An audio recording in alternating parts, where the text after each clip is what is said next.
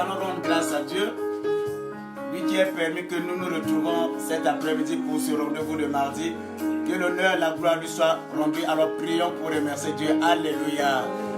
Éternel, toi tu es Dieu. Nous voulons te dire merci. Que ton nom soit élevé encore cet après-midi. Le Dieu de la Bible, tu n'as point changé. Tu es le même hier, aujourd'hui et éternellement. Et l'honneur et la gloire te soient rendus au Père. Reçois les honneurs au Père, le Dieu de la Bible, toi qui n'as point changé. C'est toi qui nous as donné, accordé le souffle de vie au Père.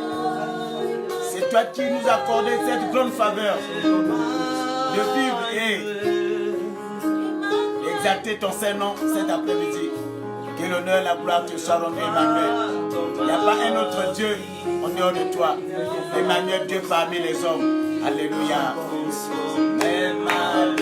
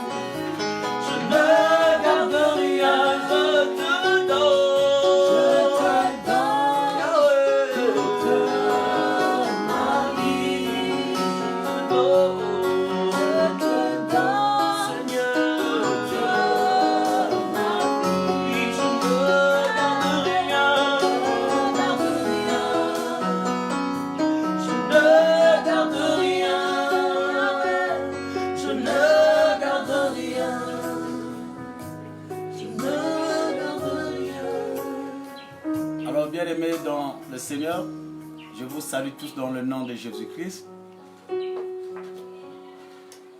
Nous allons rendre grâce à notre Dieu, le Seigneur Jésus, lui qui est l'auteur de toutes choses. Et si vous me suivez, c'est grâce à lui. C'est lui le Père de la grâce. J'aimerais prier avec toi. Faisons cette prière ensemble. Oh, le Dieu de la Bible, nous voulons te rendre grâce pour cet après-midi, pour ce grand rendez-vous de mardi, 15h. Père, que l'honneur et la gloire te soient rendus. Parce que ce souffle de vie, c'est toi qui nous as accordé ce souffle. Nous ne le méritons pas, mais c'est par ta grâce, ô Père. Pourquoi ne pas être reconnaissant cet après-midi? Reçois les honneurs au nom puissant de Jésus-Christ. Je bénis nos bien-aimés qui nous suivent de partout. Que l'honneur, la gloire te soit rendue au nom de Jésus-Christ. Amen. Alors, bien-aimés, nous sommes dans la continuité de notre exhortation. Nous avons pour verset, nous sommes dans le livre de 2 Timothée 3 au premier verset. Et le thème, c'est le même thème que nous continuons. Je lis la parole de Dieu au nom de Jésus-Christ Nazareth, dans 2 Timothée 3 au premier verset. Sachez que dans les derniers jours, il y aura des temps difficiles. Alors, Bien-aimé, c'est la parole de l'apôtre Paul à Timothée, qui est son fils dans la foi. Timothée s'adresse à son fils spirituel. Il dit que dans les derniers jours, il y aura des temps difficiles. En même instant que Timothée était en train de s'adresser à son fils, alors Timothée était en train de prophétiser. Paul était en train de prophétiser, d'annoncer les événements qui devaient venir. Paul était en train d'annoncer, en train de prophétiser ce qui nous attend dans les temps à venir. Oh bien-aimés, je l'avais dit que ce que nous vivons aujourd'hui, il y a ceux qui ont vécu cela. Ça fait des années et des années. Nous ne sommes pas des premières personnes. Bien-aimés, l'humanité est secouée aujourd'hui. Le monde entier est secoué. Les gouvernements, les nations, les États. Comme je l'avais parlé et on avait abordé ce sujet depuis le dimanche, le peuple juif est passé par là pendant le règne d'Esther, Mardoché, Aman. La Bible dit que Aman s'est rapproché du roi pour chercher la permission afin d'avoir une mainmise sur le peuple juif.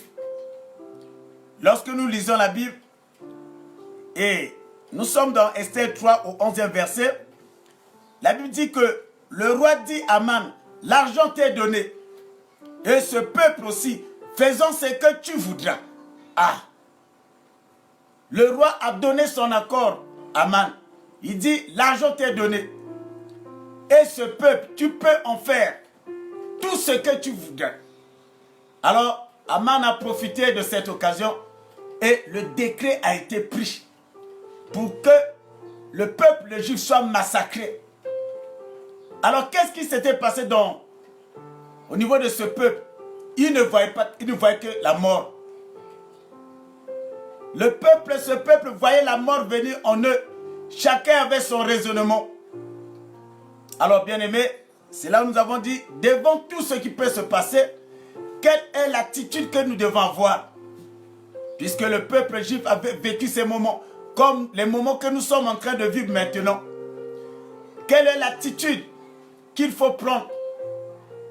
La Bible dit, là où était Mardoché, lorsque Mardoché a su que le décret a été pris, le décret a été proclamé, le décret a été publié. Alors, Mardoché s'est rapproché d'Esther par tous les moyens. Mardoché lui a envoyé le message que tu dois faire quelque chose. Ne rêve plus. Change ton attitude. Qu'est-ce que la Bible nous dit? La Bible dit que Esther 4 au verset 16, c'est Esther qui va demander à Mardoché de dire à tout le peuple juif de jeûner, de prier, de chercher la face de Dieu. Il dit, moi également je ferai autant. Voilà, tenir quand on traverse une crise, quand on traverse des moments difficiles. Et la Bible dit que le consigne a été respecté. Nous avons eu à aborder cela. Je ne vais plus en revenir, mais je vais seulement faire un petit rappel à toi qui me suis, toi qui es en train de m'écouter. Alors, bien-aimés, nous avons dit que pour s'en sortir devant de telles situations, nous devons prier et chercher la face de Dieu. 2. Nous devons mettre notre foi en exécution. Quand Esther a su cela, il a demandé au peuple de le soutenir. Parce qu'elle devait aller affronter le roi. Et qu'est-ce que nous dit la parole de Dieu? Esther va dire, s'il s'agit de périr, je vais périr. À cause de cela. Donc, Esther a mis sa foi en jeu. Et la Bible dit que quand Esther a franchi la loi des Perses et des Mèdes, parce que personne ne pouvait rencontrer le roi sans un rendez-vous donné. personne ne pouvait rencontrer le roi sans que le roi puisse l'appeler. Mais rien que par la foi d'Esther a renversé toutes ces barricades, toutes ces barrières, cette loi des Perses et des Mèdes. La Bible dit que lorsque le roi a vu Esther et la décision a été prise, le roi lui a remis son sceptre. Ici, c'est Esther qui avait maintenant les commandements. Alors nous comprenons que dans la foi a une puissance. Nous avons eu abordé cela. Et lorsque Esther a mis sa foi en jeu, et tout a été bouleversé. Tout a été bouleversé. La loi, les décrets, tout ce qui a été publié contre ce peuple. Alors bien-aimé, j'avais dit la semaine prochaine, où est-ce que tu as mis ta foi? Tu as placé ta foi où? Par la foi, Esther était sortie vainqueur et tout son peuple. Et maintenant, nous avons besoin de mettre cette foi en évidence. Il ne s'agit pas de pleurer, de se lamenter. Mais cette fois-là, nous devons la mettre en pratique. Et la Bible dit que tout est possible à celui qui croit, au bien-aimé. Alors, nous allons parler, nous continuons avec cette série d'exhortations. En dehors de chercher la face de Dieu et de prier, en dehors de mettre sa foi en évidence, alors quel est le troisième élément? Alors bien-aimé, le troisième élément ici, c'est de passer des moments de méditation et de chercher une orientation divine. Puisque je vous avais abordé concernant le confinement, Esther a demandé à Mardoché, elle a dit, demande à tout le peuple, dis à tout le peuple, pendant 3 jours de jeûner et de prier. Donc, le peuple a passé 3 jours de jeûne, et y compris Esther. Ils se sont confinés, ils se sont retirés pour chercher la face de Dieu. Alors bien aimé, donc la révélation que le Seigneur lui a donnée, quelle était la réaction d'Esther lorsque Mardoché lui a dit que tu dois faire quelque chose? Oh bien aimé, aussitôt Esther a dit, nous devons jeûner pendant 3 jours. Moi je ferai également autant avec mes serviteurs et mes servantes. Pendant de tels moments, tu dois méditer. Toi, chrétien, cherche une orientation divine. Si Dieu a parlé à Esther de publier un jeûne de 3 jours, un jeûne de 3 jours pour chercher sa face, mais Dieu peut te dire quelque chose. Dieu peut te donner une orientation pour cette nation. Dieu peut te donner une orientation. Comment se tenir dans cette prière? Oh bien-aimé, lorsque nous allons dans la parole de Dieu, la Bible dit que David qui était en face de sa situation, il y avait un fléau, la peste a tout ravagé, il y avait beaucoup mort d'hommes. La Bible dit qu'à travers le prophète de Dieu, Gad, le prophète lui a dit, lui a annoncé de bâtir l'autel. Donc, dans des pareilles circonstances, lorsqu'on cherche la face de Dieu, on est dans la méditation, on cherche les signes de l'Éternel. On n'a pas seulement à manipuler les informations de gauche à droite, mais qu'est-ce que Dieu t'a dit pour cette nation? Qu'est-ce que Dieu t'a dit pour ce qui se passe dans ta vie? Qu'est-ce qui se passe? Quelle est la révélation? La Bible dit que David, à travers le prophète de Dieu, Gad, va lui demander de bâtir l'autel. Oh bien-aimé, peut-être chez toi, Dieu peut te révéler de bâtir un autel de prière. Il peut te donner une orientation quelconque. Il ne s'agit pas seulement de faire circuler des spéculations. On a dit cela, on a dit cela. Mais nous avons un Dieu qui parle. Nous avons un Dieu qui nous oriente. Le Dieu à qui nous avons cru.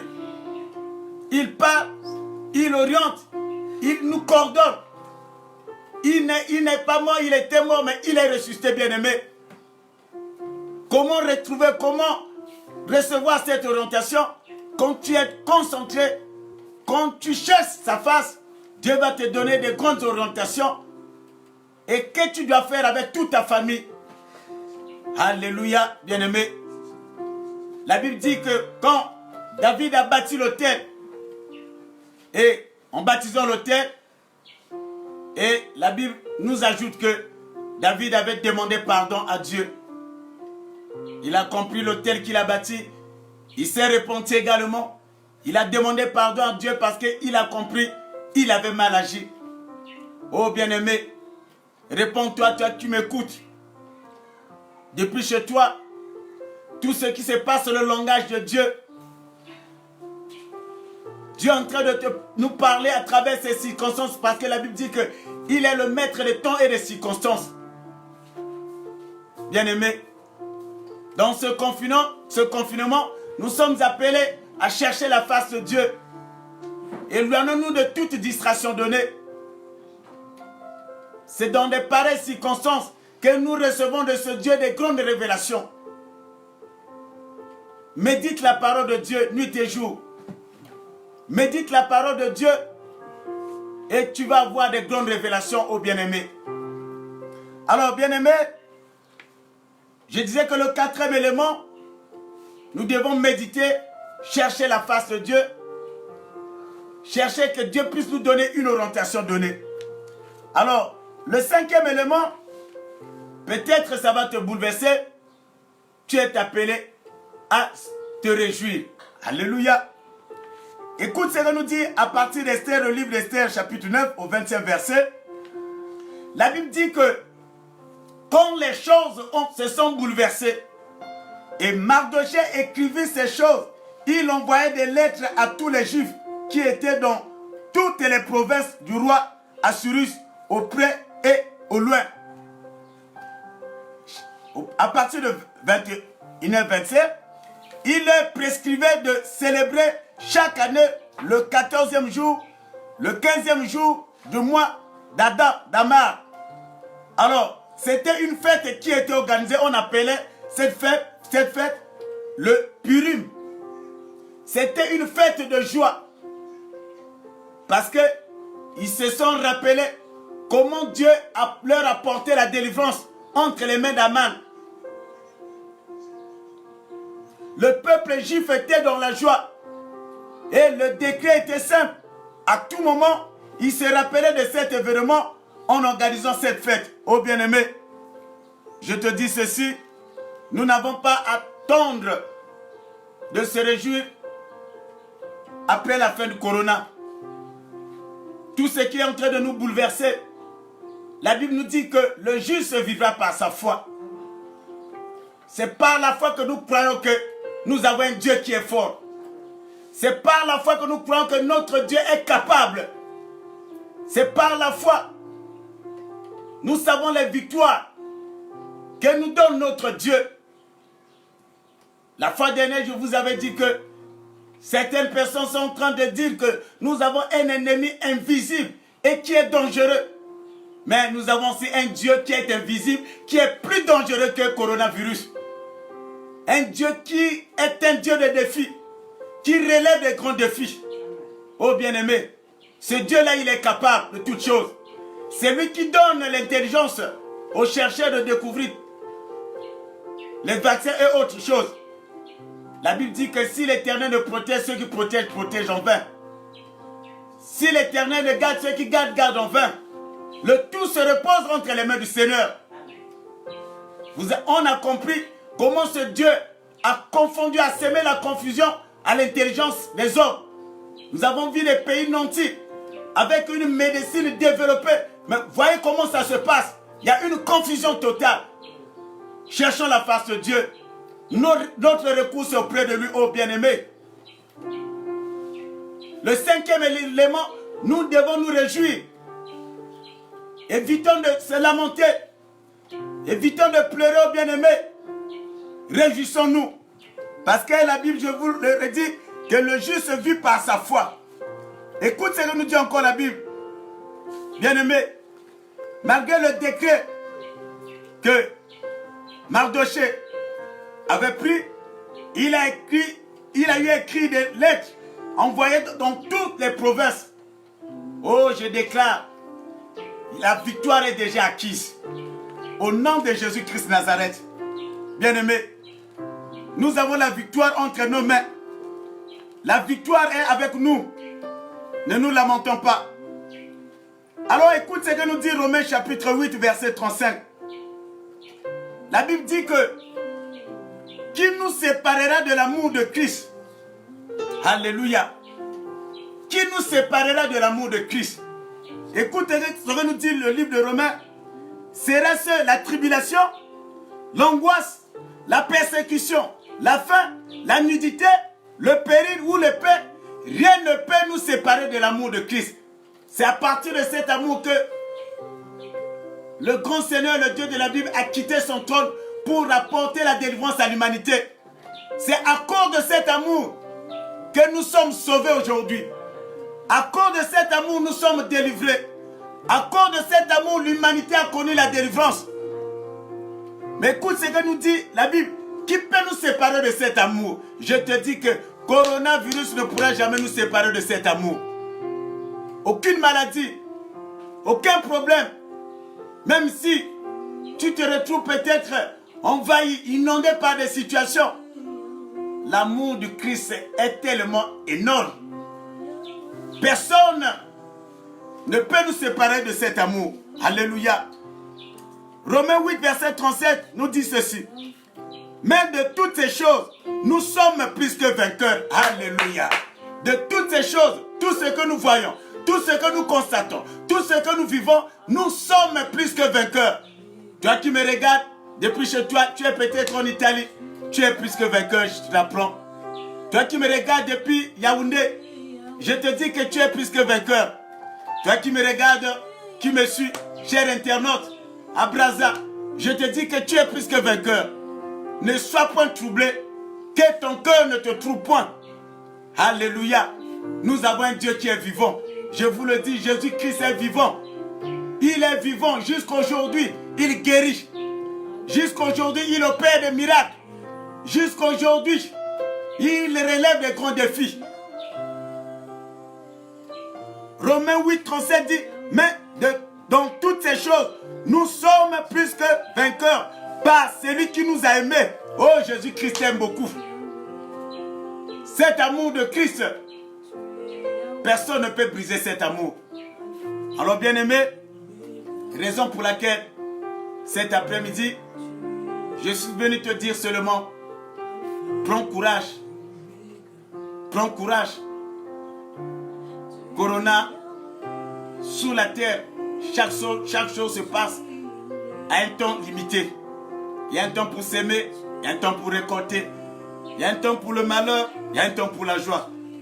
Mais je te dis que tout est déjà accompli. Tout est déjà accompli. Que le Dieu de la Bible vous bénisse. Que sa grâce se repose sur vous. J'aimerais que nous prions encore ensemble. Et tu n'as jamais reçu Jésus-Christ dans ta vie comme Seigneur et Sauveur. Je te demande de reprendre les mots et phrases. Dis avec moi, Seigneur Jésus. Aujourd'hui, je te reçois dans ma vie comme Seigneur et Sauveur personnel. À partir d'aujourd'hui, j'abandonne les anciennes maîtres que j'ai eu à servir. Et je veux maintenant avoir recours à toi. Au nom puissant de Jésus-Christ. Et je veux prier également pour tous ceux qui sont malades. Tous ceux qui sont en train de me suivre. Tous ceux qui ont des problèmes. Jésus a dit que les paroles que je vous ai dites sont esprit et vie. Ce que tu viens d'écouter, c'est la vie. La parole de Dieu guérit. La parole de Dieu transforme. Elle change le statut de quelqu'un. Ferme les yeux, nous allons prier ensemble. Éternel, je bénis notre bien-aimé. Je bénis ma soeur, je bénis mon frère qui me suit. Là où il se trouve, au Père, il est peut-être inondé des problèmes. Je sais que tu es un Dieu qui apporte les solutions. Je bénis mon bien-aimé qui est peut-être sur le lit de l'hôpital. Père, tu n'as pas changé, tu es le même hier, aujourd'hui et éternellement. Toi qui avais fait ressusciter Lazare, de sa tombe. Tu as la capacité maintenant, Père, en ton saint et puissant nom de Jésus-Christ, d'apporter la guérison à ma soeur, à mon frère qui est en train de me suivre. Oh Père, pendant ces périodes, ces moments difficiles, toi qui donnes le courage, tu as dit que sans moi vous ne pouvez rien faire. Père, fortifie la foi de nos bien-aimés, que ta grâce divine puisse pas visiter toutes les familles. Je bénis tous ceux qui m'ont écouté. Soyez guéris. Que la main de mon Dieu vous accompagne. Au nom de Jésus-Christ, dites avec moi Amen. Que Dieu vous bénisse. On se retrouve le vendredi à partir de 15h et le dimanche prochain à partir de 12h. Alors, je vous avais fixé pratiquement à 15h. S'il y a eu un retard, la technique a ses caprices. Et prochainement, on va arranger un peu. Alors, que Dieu vous bénisse. Bye bye. À la prochaine. Merci.